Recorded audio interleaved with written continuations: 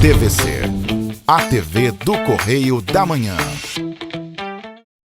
Direto dos estúdios da TV Correio da Manhã em Petrópolis, começa agora o Correio Petropolitano Debate deste sábado. Hoje daremos as eleições para 2024. A Prefeitura de Petrópolis não justificou ao Tribunal de Contas do Estado a contratação milionária de um corpo de advogados para tratar da questão do ICMS em Petrópolis.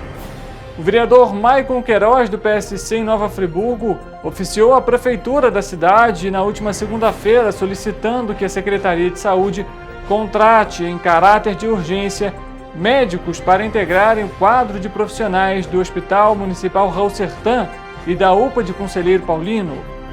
O PROCON do Estado do Rio de Janeiro instaurou um ato de investigação preliminar para apurar a prática abusiva na venda de repelentes. E as matrículas para a educação de jovens e adultas estão abertas em 3 Rios. O prazo de inscrição segue até o mês de março. E o Centro de Saúde da Várzea promove uma ação especial de testagem de doenças sexualmente transmissíveis em Teresópolis. O diálogo com o objetivo de apontar possíveis nomes para concorrer a uma vaga para o cargo de executivo e de legislativo em Petrópolis. Eu sou o Richard Stoltenberg e o Correio Petropolitano Debate está começando.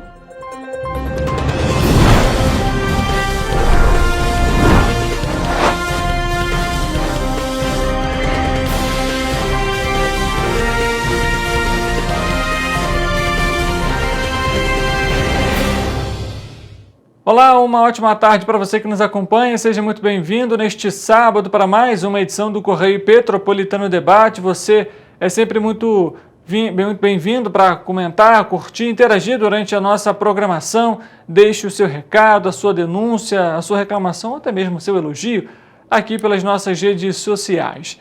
A gente começa a edição de hoje falando claramente sobre Petrópolis, mais um ponto importante. Em sessão do Tribunal de Contas do Estado do Rio de Janeiro, TCE, na última quarta-feira, foi debatido o processo que apura a contratação do escritório de advocacia Celso Sardinha Advogados pela Prefeitura de Petrópolis para representá-la em um processo milionário contra a GE Celma.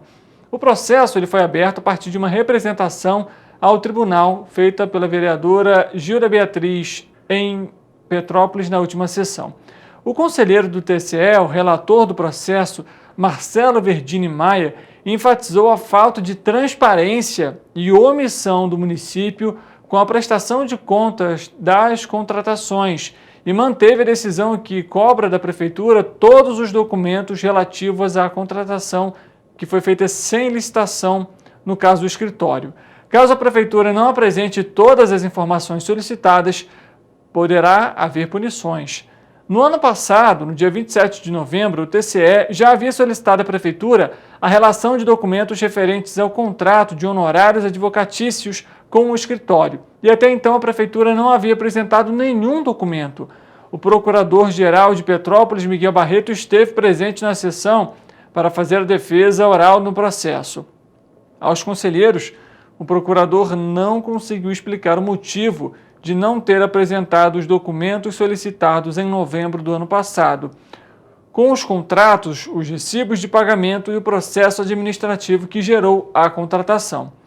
Miguel apenas apontou que o aumento da arrecadação do ICMS, uma consequência da ação aberta pelo escritório contratado, acarretou a construção de contenções no município. Ele diz o seguinte, abre aspas, o que se busca aqui é evitar julgamentos conflitantes. O valor arrecadado com o aumento do ICMS nós utilizamos para fazer obras de contenção que beneficiou o cidadão petropolitano.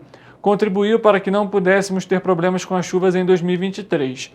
E em 2024 continuaremos sem problemas relevantes, fecha aspas, disse o procurador. Além dos contratos, a representação feita pelo tribunal pela vereadora Gilda Beatriz quer saber por que a prefeitura contratou um escritório de advocacia mesmo com o corpo jurídico, na Procuradoria-Geral no município. Em decisão proferida no dia 27 de novembro do ano passado, foi solicitado que a Prefeitura de Petrópolis apresentasse uma cópia integral dos documentos, dos procedimentos administrativos das contratações e os respectivos processos de pagamento em favor do escritório, para que assim fosse possível o pronunciamento do TCE em relação a uma tutela provisória que pretende suspender os pagamentos ao contratado. No entanto, o conselheiro Marcelo Verdini afirmou na última quarta-feira que tais informações não foram fornecidas pela Prefeitura, afetando o procedimento do processo. Por unanimidade, os conselheiros votaram a favor de manter a decisão que cobra da Prefeitura todos os documentos relativos à contratação sem licitação do escritório. Caso a Prefeitura não apresente todas as informações solicitadas, poderá haver punições. A Prefeitura de Petrópolis reservou R$ 32.963.844,80 do orçamento do município para pagar o escritório de Celso Gonçalves Sardinha, sociedade individual de advocacia, contratado para representar a Prefeitura em ação contra a GESELMA, para as mudanças nas declarações anuais ADECLAN do índice de participação do município. O objetivo era conseguir aumentar o valor recebido pelo repasse do Imposto de Circulação sobre Mercadorias e Serviços, o ICMS. Segundo o município, as mudanças do ADECLAN da GESELMA fizeram com que o município tivesse um aumento de cerca de R$20 milhões ao mês na arrecadação do ICMS. A Prefeitura foi questionada, mas até o fechamento desta edição não obtivemos resposta. Mudando de assunto, ainda falando sobre saúde, agora, no momento, o Comitê Intersetorial de Enfrentamento às Arboviroses, em reunião realizada na última quinta-feira na Casa dos Conselhos, deliberou a intensificação de medidas de controle e mobilização para o combate à dengue no município de Petrópolis. Entre as ações está a realização do Dia D, marcado para o dia 2 de março, a fim de sensibilizar a população sobre a necessidade da união de todos contra a proliferação do Aedes aegypti, mosquito transmissor da dengue, além da zika, chikungunya e também da febre amarela. Dados da Coordenadoria de Vigilância Ambiental da Secretaria de Saúde apontam a tendência de aumento de casos de dengue para os meses de março e abril no município. Atualmente, o diagrama de controle aponta índice de 49,2 casos para cada 100 mil habitantes, segundo a atualização do dia 15 de fevereiro. No entanto, com o aumento de vítimas da doença em todo o estado nos últimos meses, que resultou até em decreto de epidemia, a gente vai falar ainda sobre isso aqui no Correio Petropolitano Debate hoje, existe a preocupação de que Petrópolis também tenha os números aumentados. Do início do ano até a última sexta-feira, dia 23, foram confirmados 280 casos. No entanto, o município aguarda resultados laboratoriais para a atualização deste número. Até o momento, foram registrados 17 internações, com tempo máximo de permanência de 4 dias e nenhum óbito foi registrado.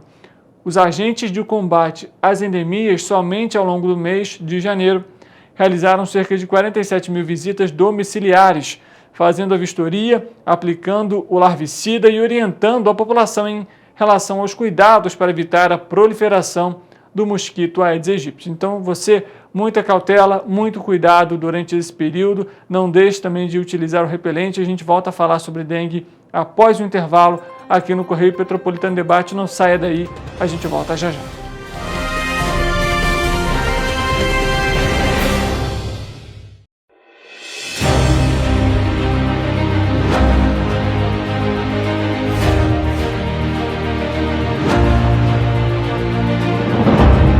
Jornalismo de direita.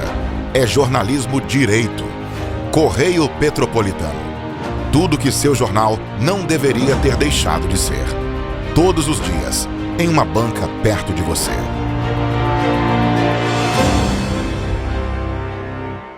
A Unifase, há mais de 50 anos, forma profissionais de excelência na área da saúde. E agora, dá um passo além, o ensino técnico. Aqui, você se prepara para o mercado de trabalho e valoriza sua formação técnica com cenários exclusivos de prática e estágios supervisionados na rede pública e privada de Petrópolis. Faça o curso técnico em enfermagem da Escola Técnica Irmã Dulce Bastos da Unifase. Inscrições abertas para 2024. Turmas manhã e noite.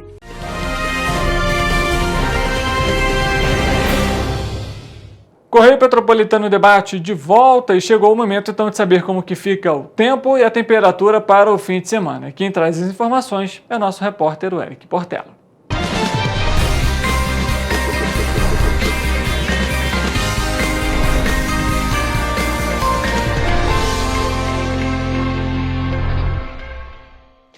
Boa tarde, Richard. Boa tarde para você aí de casa que está nos assistindo.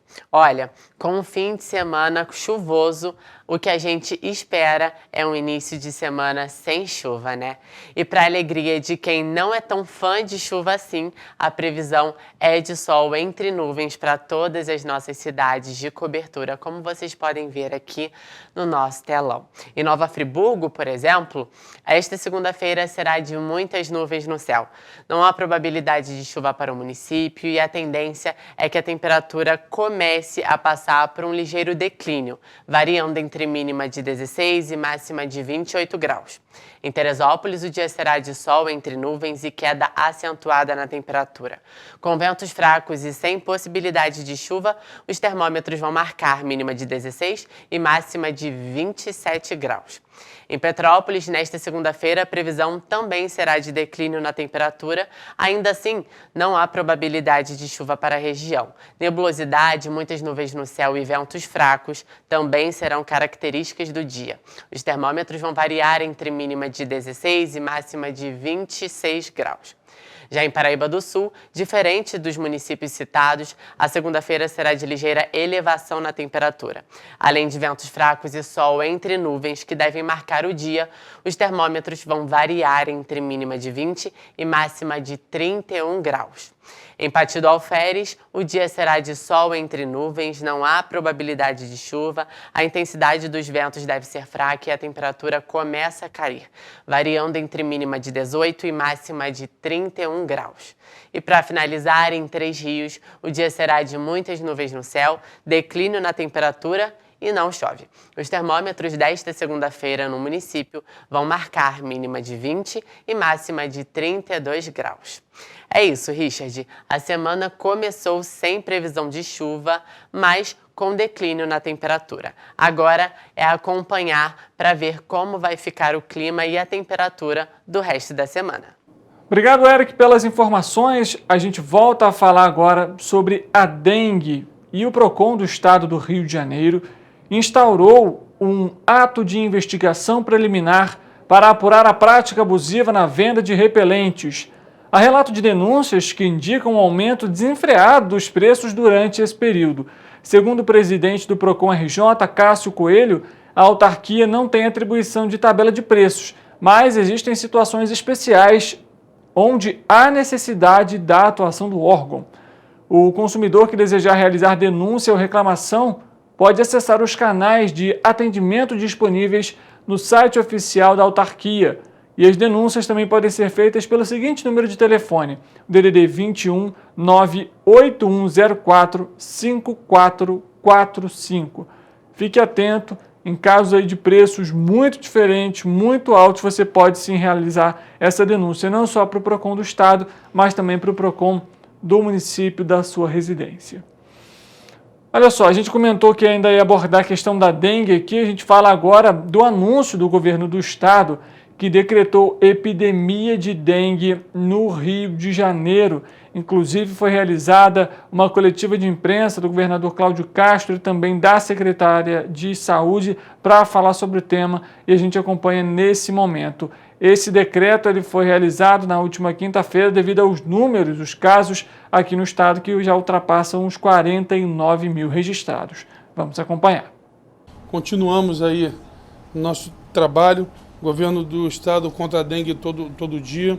Durante o carnaval fizemos uma grande campanha no estado inteiro para que a população saiba o que a gente está enfrentando e que a gente possa ter realmente um controle de todas as ações. Nós decidimos decretar a epidemia. A gente acha que esse é uma ação importante para que a gente possa trabalhar com tranquilidade, que não falte nada para a população, que a gente possa realmente não ter daqui a pouco um assodamento das ações. Estamos montando agora o observatório do governo para a dengue, com mapeamento de todos os dados e ações por cidade, individualizando mesmo esse atendimento, que a gente possa aumentar a nossa transparência, tanto em leitos, quanto em casos, quanto em ocupação, e também nas ações e nos gastos do governo do estado. Estamos instalando o nosso centro de operações em emergências de saúde específicos para dengue. Isso vai unir todos os setores da Secretaria de Estado e é a maneira de a gente estar dando essa resposta rápida aos municípios, que eles não fiquem esperando dentro da burocracia para ter a ajuda necessária do governo do Estado. O nosso CIS, que é o nosso Centro de Inteligência em Saúde, ele passa a funcionar 24 horas, então os municípios vão poder em qualquer hora do dia estar acessando o Centro de Inteligência. O painel Monitora RJ, ele traz a gente, através dos dados, a capacidade, inclusive, de compra de insumos, de abertura de outros centros de hidratação, de ampliação de rede, real time, em tempo real, para que a gente possa dar esse atendimento, essa agilidade no atendimento. Semanalmente vai ter a divulgação desse boletim. Todas as 27 UPAs já estão com equipe extra, mas 11 delas já contam com centro de hidratação e mais outros 11 centros de hidratação nos municípios. O Instituto de Infectologia São Sebastião é a nossa grande referência no Rio de Janeiro e essa previsão da conversão de 160 leitos de outras unidades, caso seja importante. A dengue, ela é uma doença majoritariamente ambulatorial, mas ainda assim o Estado já está preparado nessa possibilidade de conversão de 160 leitos, caso seja necessário. Também fizemos ampliação no treinamento. É fundamental essa qualificação que o governo do Estado está dando para que a gente trabalhe de forma uníssona, unitária, para que não haja divergência de tratamentos, de metodologia. A região do Médio Paraíba, que foi a primeira região, a região que historicamente começa, ela já dá sinais de redução. Então isso é um alento, mas de forma alguma diminui a nossa atenção, o nosso cuidado e os nossos esforços para que a gente possa estar dando todo o atendimento. Essa ativação do COI-Dengue é de acordo com cada necessidade, cada emergência a gente vai montando. Temos uma reunião, ela vai ter que funcionar na Secretaria de Saúde, na sede, com todos os subsecretários. A gente já listou cada movimento de melhoria ou não, a gente vai antecipando a reunião agora, é semanal, lá mesmo na Secretaria de Saúde. A gente já tem um plano de trabalho que a gente monta para cada área ir atuando e semanalmente a gente está revisando esse plano. Área de comunicação, a gente vai ampliar mais a mídia, assistência, monitorando leitos, vigilância com os dados. Então, cada profissional de cada área tem um representante da secretaria que semanalmente a gente vai revisando cada movimento. Bom, mudando um pouco de assunto, a gente continua falando de saúde, mas sem ser da dengue. O vereador Maicon Queiroz, do PSC, oficiou a Prefeitura de Nova Friburgo na última segunda-feira, solicitando que a Secretaria de Saúde contrate em caráter de urgência médicos para integrarem o quadro de profissionais do Hospital Municipal Raul Sertã e da UPA, Unidade de Pronto Atendimento de Conselheiro Paulino, devido ao volume dos atendimentos nas unidades. Para o parlamentar, ele ressaltou que atualmente o município enfrenta uma epidemia de dengue, além de maiores índices de Covid.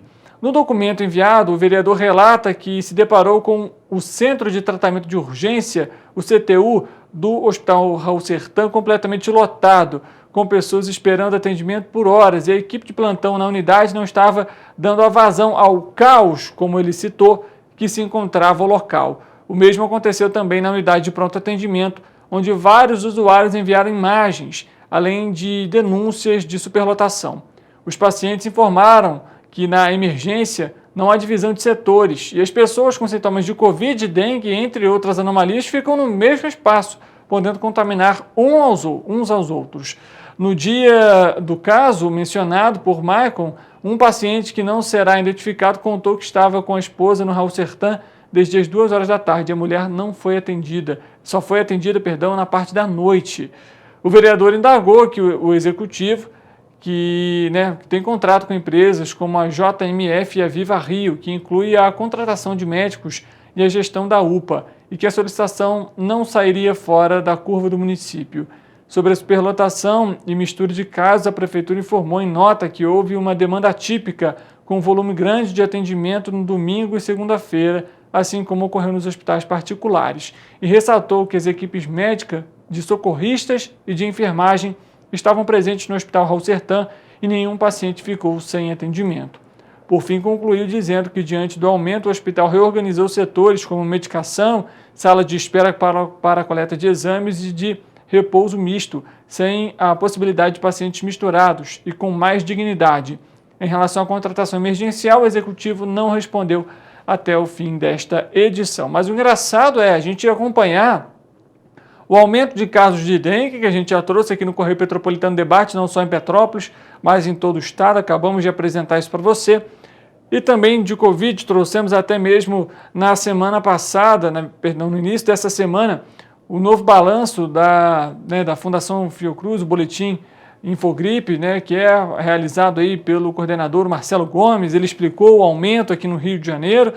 E aí a prefeitura não toma nenhuma medida sequer para tentar amenizar essa situação. Espera simplesmente as pessoas ficarem ali 3, 4, 5 horas aguardando, passando mal, com risco até de contaminar uma outra pessoa, um outro paciente que também está ali, para aí sim tomar uma medida. Quando um parlamentar oficia a prefeitura, cobra da prefeitura, aí sim é feita alguma coisa. Por que esse trabalho não é feito antes? Essa prevenção não é adotada antes? São questões simples que poderiam ser adotadas, mesmo que a gente entende, é uma situação realmente complicada, são muitos casos, muitos atendimentos, mas isso não justifica que a população tenha que ficar ali à mercê da espera há 4 ou 5 horas. Isso não acontece só em Nova Friburgo não, viu? Aqui em Petrópolis também há relatos de moradores, de pacientes que ficam 4 horas pelo menos nas UPAs aguardando por um atendimento. Mudando de assunto, falando agora sobre educação, a Secretaria Municipal de Educação, Ciência e Tecnologia de Três vai realizar começou na verdade a partir da última sexta-feira a matrícula para o Programa Educacional EJA, o Educação de Jovens e Adultos. Os interessados devem procurar a Escola Municipal Santa Luzia, na Vila Isabel, ou o Colégio Municipal Walter Franklin, no centro da cidade, até o dia 22 de março. As aulas vão ser iniciadas no dia 25 de março, no formato semipresencial. A educação de jovens e adultos é um importante instrumento utilizado para a promoção de igualdade de oportunidades e redução das desigualdades sociais. A EJA oferece a chance de retomar seus estudos, adquirir conhecimentos e habilidades e ampliar as perspectivas de inserção no mercado de trabalho. De acordo com o Ministério da Educação, o MEC no Brasil, 66 milhões de pessoas com mais de 18 anos não têm o ensino médio completo. Do total de estudantes que iniciam o ensino fundamental no país, 30% não concluem a educação básica. Esses números mostram a importância da inserção de programas educacionais como o EJA para melhorar a formação de jovens e adultos e, consequentemente, reduzir a evasão escolar no país. Falando agora sobre Teresópolis, a Secretaria Municipal de Saúde vai realizar uma ação especial pós-carnaval voltada à realização de testes rápidos de infecções sexualmente transmissíveis, as ISTs, no Centro de Saúde Dr. Armando Gomes de Sacouto, na Várzea, com foco na conscientização sobre as infecções e orientações sobre prevenção e tratamentos disponíveis pelo SUS. A ação vai ser realizada no próximo dia 29, de 9 da manhã até as 4 horas da tarde. Está na tela para você. Para participar, é necessário estar com o documento de identificação, ou seja, o RG, em mãos. O teste rápido de IST detecta 4 tipos diferentes de infecções, como o HIV, o VDRL, que são doenças venéreas, hepatite B e hepatite C. O resultado fica pronto no máximo em 30 minutos e, caso apresente positivo para alguma infecção, a pessoa recebe o encaminhamento para a Secretaria de Saúde para ter acesso ou ao tratamento oferecido de maneira totalmente gratuita pelo SUS. Além desta ação especial de pós-carnaval, o teste rápido de IST também está disponível em todas as unidades de saúde e os dados fornecidos pelos pacientes são sigilosos.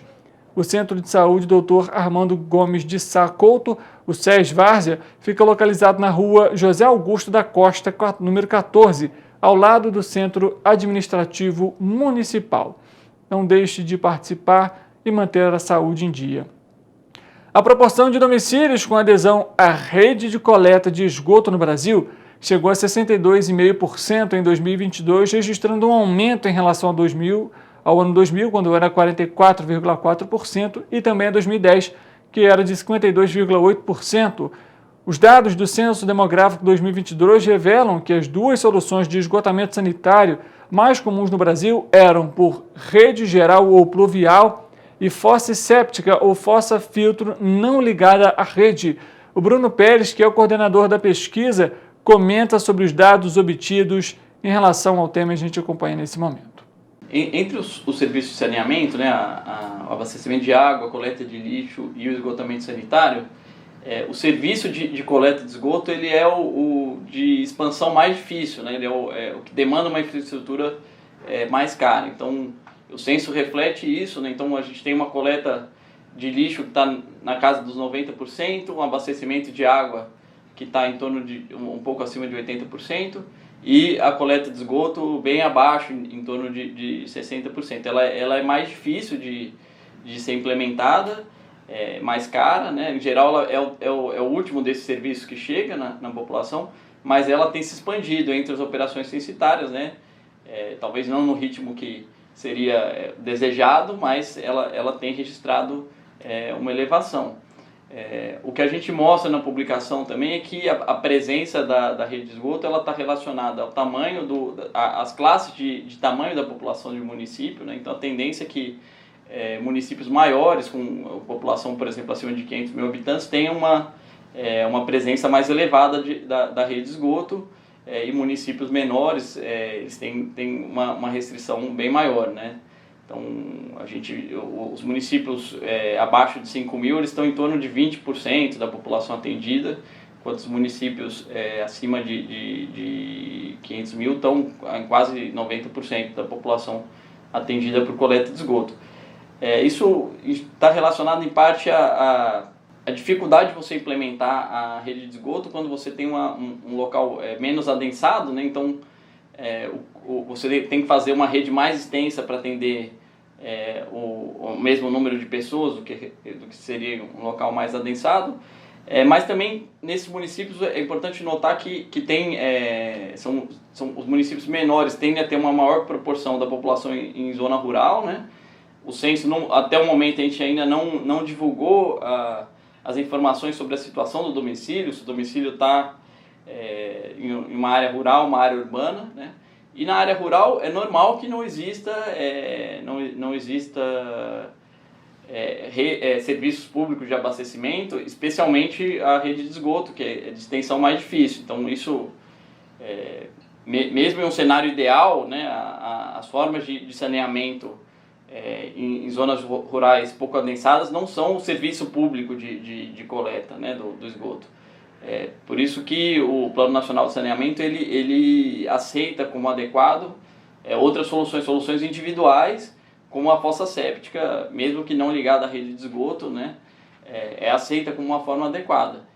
Mas o que a gente mostra é que mesmo essa solução individual, que não é um serviço, é uma solução no domicílio, ela também é restrita, né, especialmente nos municípios pequenos, e ainda mesmo considerando essa forma individual, você ainda tem municípios que mais da metade da população não é atendida ainda.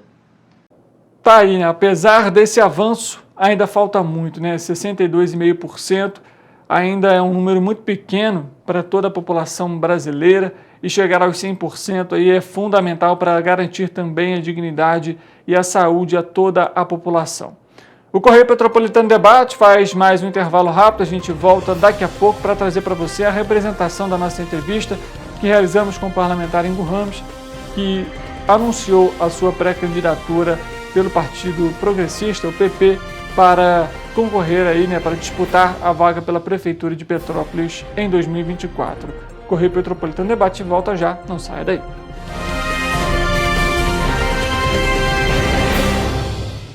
Um bom jornal tem que ser direto, tem que ser direito.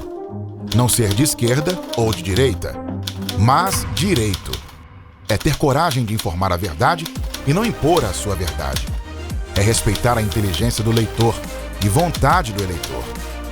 Correio da Manhã, um jornal que há 122 anos tem a coragem de ser direto e direito. em uma banca perto de você. A Unifase, há mais de 50 anos, forma profissionais de excelência na área da saúde. E agora dá um passo além, o ensino técnico. Aqui, você se prepara para o mercado de trabalho e valoriza sua formação técnica com cenários exclusivos de prática e estágios supervisionados na rede pública e privada de Petrópolis. Faça o curso técnico em enfermagem da Escola Técnica Irmã Dulce Bastos da Unifase. Inscrições abertas para 2024. Turmas manhã e noite.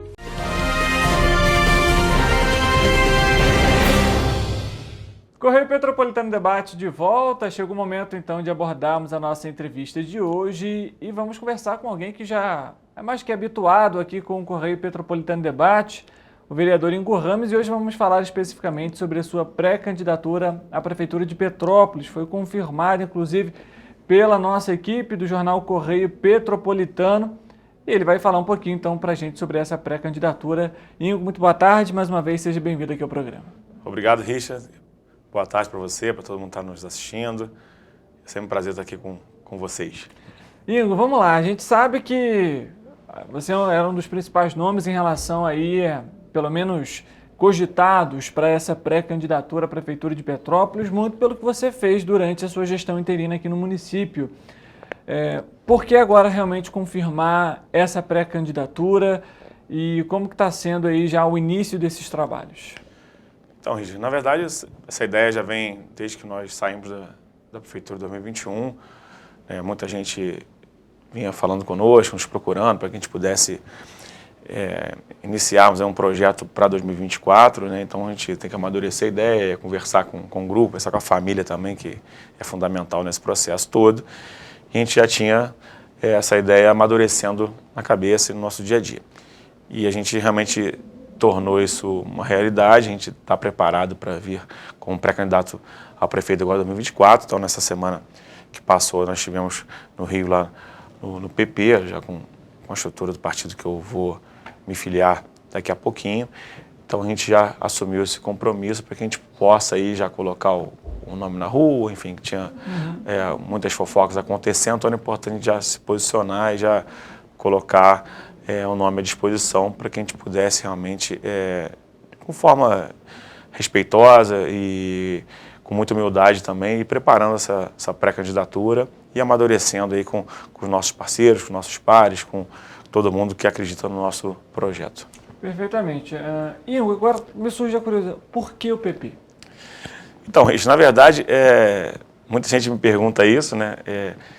Em final de 2021, assim que eu saí do governo, o deputado Dr. Luizinho, deputado federal, que eu, muito querido, um cara que fez uma amizade bacana com ele, me ligou aí e falou assim: se você quiser vir como candidato a prefeito de 2024, eu quero você no PP comigo. Eu falei, obrigado, tal, vamos amadurecer, vamos preparar essa ideia na cabeça para a gente ir avançando aí com calma. E nesses 2 anos aí, 2022, 2023, a gente conversa muito, é um cara que eu tenho uma relação muito bacana, e ele sempre mantendo essa postura dele de querendo que eu fizesse parte desse projeto do partido e tal. Eu, por que não também, mas era uma fase que eu não poderia mudar de partido. Eu tive a opção de não querer vir candidato a deputado, realmente para poder amadurecer a ideia para esse ano 2024. Então a gente veio tratando com isso e sempre mantendo essa relação com o doutor Luizinho, que é o partido que eu acredito, que eu gosto, que ele tem uma linha muito próxima do que eu acredito. E é um partido que você fala direto com o presidente estadual, você fala direto com o presidente nacional, você consegue ter essa relação. Então eu falei, por que não? Então ele me fez aquele convite, onde foi uma cerimônia onde foram 23 candidatos, 23 pré-candidatos a prefeito no estado, e eu fui um deles. A gente participou lá desse encontro lá no partido e fiquei muito surpreso e feliz com a forma que eu fui recebido, a forma que eu fui acolhido por eles. A gente está formalizando isso só agora em março, porque eu ainda não posso fazer essa filiação agora com a janela eleitoral. Então a gente só foi um compromisso ali verbal, para que a gente pudesse realmente já colocar a notícia na rua, porque muita gente para na rua perguntando, e já colocar também o partido que eu estou caminhando, porque eu pretendo vir como candidato no futuro, para que a gente possa já compor com quem a gente acredita, quem acredita na ideologia do partido também, para a gente avançar já nessa pré-candidatura de 2024. Aproveitando esse cenário que a gente vê hoje, Ingo, queria que você trouxesse um pouquinho da sua experiência para dentro dessa área em relação a pré-candidaturas. Você acredita que talvez até mesmo a sua gestão interina possa, de alguma forma, te favorecer para conseguir vencer essa eleição? Uma eleição que vai ser tão disputada? Então, gente, favorecer, eu não sei se a palavra seria essa, mas eu tenho certeza que o que me lançou como pré-candidato foi o trabalho que nós fizemos em 2021, né, eu e toda a equipe, que ninguém faz nada sozinho, então tem uma série de pessoas que me ajudaram ali no dia a dia, que eu sou muito grato a todos eles sabem disso, eles e elas, né, sabem disso o tempo todo. Então a gente fez esse trabalho bacana, saímos muito bem avaliados do governo 2021, você anda pela cidade, você percebe essa aceitação e naturalmente isso virou uma pré-candidatura espontânea da população me sugerindo que eu viesse candidato agora em 2024. Então a gente veio amadurecendo, como eu falei. Então, com certeza, a minha base foi o que foi construído, principalmente no 2021. O que eu construí em 17, 18, 19, 20, contribuiu também, mas isso foi reconhecido na urna 2020, que eu fui o quarto vereador mais votado da cidade, fui bem votado. E quando nós saímos do governo interino, naturalmente isso já virou uma outra expectativa, onde as pessoas entenderam que é possível apresentar uma ideia nova, uma pessoa que ninguém esperava, caiu lá, como o pessoal fala, caiu de paraquedas, e as coisas aconteceram, a cidade ficou calma, a gente conseguiu avançar em muitas pautas, e a gente ficou muito, muito grato por isso, muito feliz, e por que não também agora retribuir um pouco mais esse carinho e vir como pré-candidato, como o pessoal nos pede muito na rua. Então, acho que o ano 2021 é a minha base, que foi ele que me lançou como pré-candidato. Na verdade, a gente veio amadurecendo e só confirmou isso tudo. Ingo, em relação à cidade hoje, até aproveitando aqui, queria também um pouco da sua análise, até como parlamentar também nesse caso, em relação, por exemplo, aos ônibus aqui em Petrópolis, teve decisão da 4ª Vara Civil de Petrópolis, sim, que determinou então aí que a CPTrans substitua todos os ônibus que são operados hoje pela Cascatinha. Como que você vê essa decisão e esse cenário que ainda permanece em Petrópolis em relação aos ônibus? Como o próprio juiz comentou no documento, ele identifica ali que não há um conflito, pelo menos, entre a empresa e a CPTrans, que é o órgão fiscalizador. Como que você está vendo tudo isso, acompanhando também por ser o presidente da Comissão de Transportes na Câmara? Então, isso é uma pauta que eu acabei me envolvendo muito, em função até da presidência da comissão na Câmara, eu tive que me aprofundar mais sobre o assunto. Lembrando que em 2021 a gente também já participou muito, que o transporte já não vinha bem em 2021 e hoje está muito pior, eu posso garantir isso no nosso dia a dia. Então a gente criou algumas alternativas em 2021 para que pudesse melhorar e o atual governo, infelizmente, não colocou nada em prática e isso só foi piorando e, naturalmente, após o incêndio, acabou de piorar como um todo. Então, como o doutor Jorge mencionou na decisão dele, a gente não vê esse enfrentamento da atual gestão com as empresas para buscar um transporte melhor para todos. Então, a nossa luta segue nessa linha. Então, a gente já vem falando há muito tempo dessa questão da Petrolita da Cascatinha, principalmente. Não é nada pessoal, né? A gente entende que as outras empresas têm problema, lógico que tem também, mas são problemas menores que no dia a dia a gente pode ir corrigindo e ajustando. Mas, infelizmente, a Petrolita da Cascatinha era um problema muito maior. Então, eu cheguei a colocar isso publicamente, que a ideia era essa, a gente, como a Cascatinha é menor e é do mesmo grupo econômico do que a Petrolita, então, assim, abre mão da Cascatinha, melhora a Petrolita para que possa prestar um serviço de qualidade e vai recuperando um pouquinho, então, o grupo econômico teria que dar um passinho atrás para poder melhorar no futuro e a cidade tem que compensar a Cascatinha de alguma maneira. Então, a minha ideia foi, na época, que pudesse fazer uma outra licitação, chamamento público, uma intervenção, enfim, algo nesse sentido. Importante que tivesse alguma decisão do Poder Executivo. Como teve a inércia do Poder Executivo, a Justiça teve que agir. Então, parece até que a Prefeitura queria isso, que o Judiciário entrasse realmente, tomou a decisão. Agora, tem essa semana, né, até sábado, para que pudesse achar uma solução. Então a gente sabe que já tem aí muitos boatos na rua, que a Turp e a própria Cidade Real iam assumir algumas linhas, mas até então não seria todas as linhas da Cascatinha, e a decisão é bem clara no sentido de trocar todas as linhas, então vai ser um corre-corre, realmente a gente tem essa preocupação. Como é que será esse serviço já no próximo sábado e domingo? Como é que a população será atendida, que é a nossa maior preocupação, e também com os funcionários, com os rodoviários que estão trabalhando nessa empresa, porque a decisão também diz que não pode mandar embora. Sim. Mas a empresa também não pode executar o serviço. Então, como é que vai ficar essa situação? Então, a gente também tem uma preocupação enorme quanto a isso. Tivemos contato com o sindicato ontem também na reunião do Comutran. Então, a gente está levantando as informações para que a gente possa passar segurança, tanto para o usuário, né, que é o principal fator desse contexto todo, e logicamente também por todos que trabalham lá, que tem funcionários de muitos anos. A gente teve lá no passado, lá na época do prefeito Paulo Mustrante, todo mundo sabe que não indenizou ninguém, ficou devendo, enfim, a gente tem também esse problema. E os dois estão, tanto o Paulo quanto o atual prefeito, estão na cadeira hoje e não tiveram a iniciativa de melhorar em nada nesse sentido. Então, a gente está buscando esse enfrentamento, buscando essas informações com o propósito de quê? Eu não quero brigar com ninguém, isso não interessa isso. Eu quero um serviço melhor, um serviço mais barato para atender a população e preservação dos empregos dos rodoviários. Pode ser que sejam contratados pela Turp, pela Cidade Real, eu não vejo nenhum problema nesse sentido, desde que possa passar dentro do acordo judicial, isso pode ser conduzido dessa forma. Então, a gente está buscando essas soluções para preservar os empregos, que todo mundo precisa da sua dignidade, e também um transporte de qualidade e mais barato para todos. Em relação ainda sobre esse tema, realizaria intervenção, por exemplo, se fosse o prefeito? Muito provavelmente. A gente tem que ter essa decisão com muito suporte jurídico também, né? Além da firmeza. Então, como teve no passado um problema no Executivo, porque a forma que foi feita não foi a forma correta, exatamente. Mas eu acho que poderia ser construída uma forma de intervenção baseado com o Judiciário, tudo direitinho, para que a gente pudesse, mas o Executivo conduzindo todo esse processo. Essa era a minha proposta.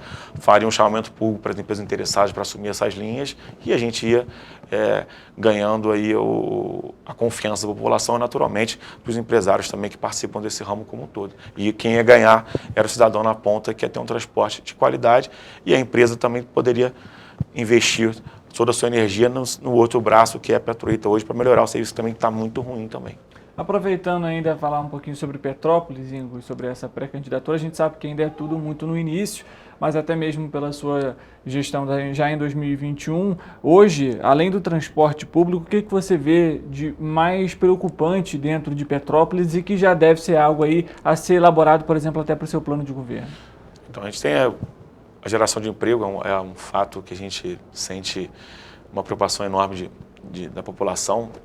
E a gente precisa trabalhar muito em função disso, porque o melhor programa social que existe é a geração de emprego, né? O cara que trabalhar, ter a sua dignidade, seu salário na conta. Então, a vaga em creche também para que a esposa possa trabalhar, a mãe possa trabalhar, a mãe solteira, enfim, ou a esposa, para poder contribuir com a sua casa. Então, eu acredito muito na geração de emprego. Então, de que forma? A gente contribuindo com um comércio melhor, tentando trazer empresas maiores para a cidade, a ampliação das empresas já estão aqui no município, incentivando mais essas empresas a ampliarem os seus serviços ou a sua estrutura física aqui na nossa cidade. Então, isso é um outro segmento que a gente dá muita importância, a gente precisa cuidar dele para que a gente tenha aí uma cidade mais próspera e, consequentemente, produzindo para todos nós, e a engrenagem vai girando cada vez mais. A segurança, fora a segurança pública, a educação, que já são fatores que são clichês, aí, vamos dizer dessa forma, a gente não tem como fugir disso tudo. Sim. A saúde, e um item que eu sempre falo da saúde também, é a questão da saúde mental, que a gente fala muito pouco de saúde mental, e a gente veio 2 anos de pandemia, mais a tragédia, então a gente vê principalmente nas escolas, muitas crianças com problemas psicológicos, a gente precisa realmente tratar e dar uma atenção para isso, porque isso só vai piorando a cada dia. Então, é um bracinho da saúde que a gente precisa dar uma atenção muito especial, e eu já estou trabalhando em cima disso também para que a gente possa atender toda essa demanda. E para finalizar, o meu outro braço aí que você mencionou é a questão da prevenção dos acidentes que a cidade ocorre, acidentes geográficos que a cidade ocorre durante vários anos. Então, se a gente não tratar a causa, a gente não prevenir, não adianta. A gente não consegue controlar a quantidade de chuva, que dia vai chover, isso a gente não tem esse controle. Então, o que nós fizemos? Lutamos pelo radar, você lembra disso, a gente chegou a fazer várias matérias sobre isso. Então, Sim. O Estado já está comprando esse radar para melhorar essa previsão, consequentemente poder avisar as famílias com antecedência, poder dar a localidade exata que vai chover para que as famílias possam sair do seu local com segurança e não ter nenhum óbito, que é a primeira coisa que a gente tem que cuidar. E, naturalmente, tem a nossa lei também de investir 2% do orçamento em obras de prevenção, que eu sempre falo, a gente sempre reconstrói. Então, é muita obra de reconstrução. O que foi feito de prevenção, isso? De fevereiro e março de 2022, o que foi feito de prevenção nesses 2 anos aí? Quase nada, só você olhar o histórico. A gente fez muita coisa de reconstrução, fez bastante coisa de reconstrução, então no governo do Estado, o município também fez alguma coisa, mas de prevenção, o município não fez quase nada. Então a gente precisa prevenir, ter uma dragagem dos rios anual, ela não pode ser só no próximas chuvas, tem que ser um programa durante o ano inteiro, até porque nas chuvas você não pode botar as máquinas dentro do rio. Então, são esses assuntos que a gente não pode esquecer nunca, a gente fala pouco deles. Né? Então, a questão do transporte, que eu acho que é o principal problema, a questão da geração de emprego. Desenvolvimento econômico. Exatamente. Né? E a questão da prevenção. As chuvas, vou falar das chuvas, mas o desastre como um todo, que a gente precisa fazer isso tudo. E um bracinho especial ali, que eu sempre boto um asteriscozinho, é a questão da saúde mental, porque a gente fala muito pouco, não esquecendo, obviamente, da saúde como um todo, da educação e da segurança pública, que são primordiais para qualquer cidade. Perfeito. Ingo, além disso, eu queria que você falasse um pouquinho em relação, por exemplo, à estrutura da prefeitura. Ela é muito complexa, a gente sabe disso, são várias secretarias, vários órgãos aí. É claro que o prefeito em si, ele tem ali o secretariado para auxiliar. Já tem pensado em nomes, possíveis nomes já utilizados em 2021 podem retornar para uma possível confirmação à cadeira do Executivo para 2025? Então, naturalmente, a gente sempre pensa nisso. Né? Em 21 eu tive 2 dias para montar um secretariado, praticamente. Todos foram muito parceiros, acreditaram num programa que seria de 1-2 meses, a gente não tinha prazo e acabou virando 11 meses.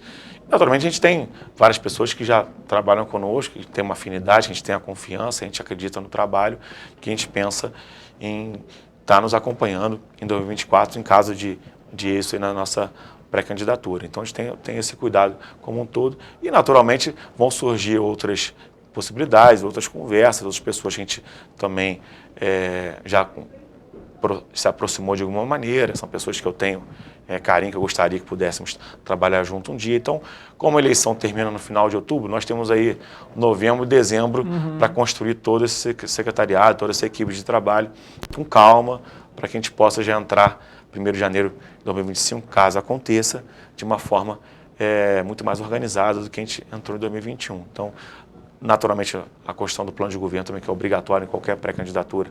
A gente também vem conversando com vários atores aí que a gente quer que estejam conosco no governo. Não necessariamente secretário, não, pode estar de alguma forma contribuindo. Então, isso aí é óbvio que vai acontecer, de pessoas que estiveram comigo em 21.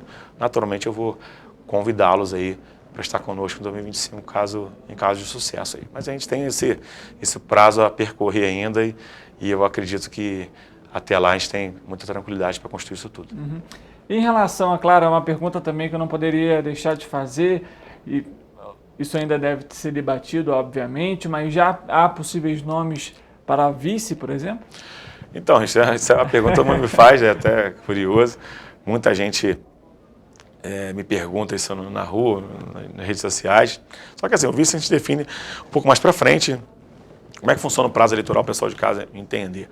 Nós temos agora a janela partidária, do dia 6 de março até o dia 5 de abril, onde os vereadores podem mudar de partido, ou o cidadão pode filiar, é o prazo de 6 meses antes da eleição, para que ele possa se filiar e concorrer à eleição de vereador, ou de vice, ou até mesmo de prefeito. Então, ninguém é vereador, ninguém é pré-candidato a vereador, pré-candidato a prefeito, pré-candidato a vice, até a convenção. E essa convenção só acontece em julho. Sim. Então, de abril a julho, tem muitas conversas, ou um outro candidato, pré-candidato a prefeito pode compor a chapa e nós sermos uma dupla, ou pode um vereador hoje, uma pessoa que tem intenção de ser candidato a vereador, vir candidato a prefeito, isso tudo pode acontecer nesse período. Tem uma composição partidária também, que sempre tem uma conversa partidária entre os atores aí políticos do cenário estadual e nacional também, isso tudo faz parte desse contexto, desse bastidor político, mas é uma decisão que tem que ser feita com mais calma também, um pouquinho mais para frente. Agora, nossa preocupação agora é realmente montar as nominatas dos vereadores, dos partidos que vão vir nos apoiando nessa pré-candidatura. Então, isso tudo vai acontecer agora em março. E aí sim, após esse período, a gente vai começar a pensar um pouco mais forte na questão do possível vice para 2025. Ingo, alguma outra informação importante, talvez você queira comentar ou deixar até um recado para a população que está nos acompanhando em relação a essa sua pré-candidatura? Então, eu queria deixar um recado para que as pessoas de casa possam acreditar na política. Eu sei que é difícil pedir isso, a gente sabe nos últimos anos aí que a gente passou uma série de questões até nacionais, então, mas que a gente precisa acreditar, precisa estudar, precisa acompanhar os candidatos, porque de alguma maneira alguém estará lá conduzindo o município, conduzindo a nossa cidade, então a gente precisa realmente entender um pouquinho para que a gente possa ter um voto seguro, um voto consciente para uma cidade melhor. Porque a gente não votar branco, nulo, isso não vai resolver o problema de ninguém, muito pelo contrário, você vai acabar estimulando ainda mais uma situação que você não acha confortável. Então a gente quer que as pessoas possam participar, possam ouvir, acompanhar os candidatos, se envolver um pouquinho mais, porque de alguma maneira alguém estará lá o representando, tanto no Legislativo quanto no Executivo. Estarão lá 15 vereadores, um prefeito e um vice. Isso aí é certo de estar. Então a gente precisa acompanhar um pouco mais e naturalmente eu me coloquei como pré-candidato para participar desse processo que eu sempre falei. Reclamar de fora é mole. Foi por isso que eu quis vir como candidato a vereador lá em 2016, as coisas foram acontecendo e agora eu me coloquei como pré-candidato a prefeito exatamente com essa intenção, de fazer o melhor, de contribuir para a nossa cidade, para que a gente possa ter uma cidade melhor para todos, que eu também sou cidadão petropolitano, sou pai de família, tenho meu filho aqui, minha esposa trabalha aqui, enfim, todos nós estamos aqui no nosso dia a dia. É fácil me achar nas ruas, vou no mercado, levo o filho na escola, sou um cidadão comum e naturalmente eu represento aí uma boa parte da população, a gente quer se fazer representante da cidade como um todo. Então, esse recadinho é para o pessoal que está em casa aí, que possa realmente acompanhar, estudar mais, para que a gente tenha aí uma eleição mais conceituada, uma eleição com nível um pouco melhor de conhecimento de toda a população e, naturalmente, também uma eleição limpa, sem fake news, sem ataques aí pesados, como a gente já viu em outras ocasiões. Então, da minha parte, pode ter certeza que não vai acontecer. Tá certo. Ingo, obrigado pela sua presença mais uma vez e, claro, o espaço sempre aberto para possíveis novas entrevistas. Richard, agradeço a você o convite mais uma vez, agradecer a todos aí da equipe do Correio da Manhã. É sempre um prazer estar aqui com vocês. Grande abraço. Para você que está nos acompanhando, obrigado também pela sua audiência e pela sua companhia. A gente volta amanhã, 13h ao vivo, e você é sempre o nosso convidado especial. Uma boa tarde para você e amanhã a gente se vê.